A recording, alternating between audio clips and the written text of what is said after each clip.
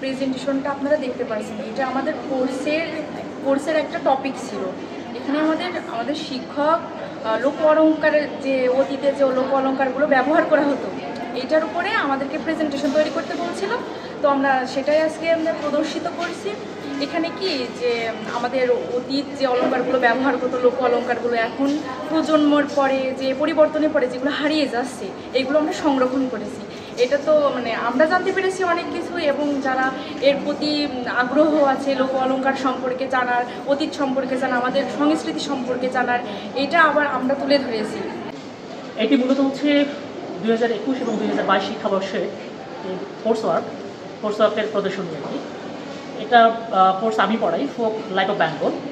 তো এই কোর্স পড়াতে গিয়ে এখানে একটা কন্টেন্ট আছে হচ্ছে লোক অলঙ্কার, বাংলার লোকজীবনে ব্যবহৃত লোক অলঙ্কার।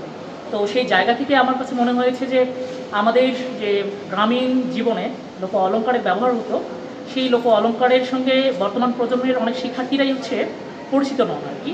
তো সেই জায়গা থেকে আমার কাছে মনে হয়েছে যদি আমরা এরকম একটা প্রদর্শনীর আয়োজন করতে পারি, তাহলে এটা যেমন হচ্ছে আমাদের শিক্ষার্থীদের জানা হবে, পাশাপাশি যারা অনুরাগী আছে এই লোক অলঙ্কারের সঙ্গে যারা পরিচিত হতে চান তারাও এখান থেকে কিন্তু একটা জ্ঞান লাভ করতে পারবে না।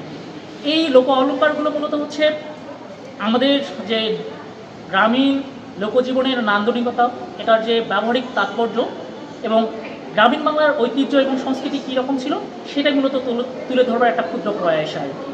এবং আমার মনে হয় যে এই প্রদর্শনীর মাধ্যমে আমাদের শিক্ষার্থীরা যেমন এই লোক অলঙ্কার সম্পর্কে জানতে পারবে এবং পরবর্তীতে যদি কেউ এই বিষয়ে গবেষণা করতে চায় তাহলে সে আগ্রহী হবে।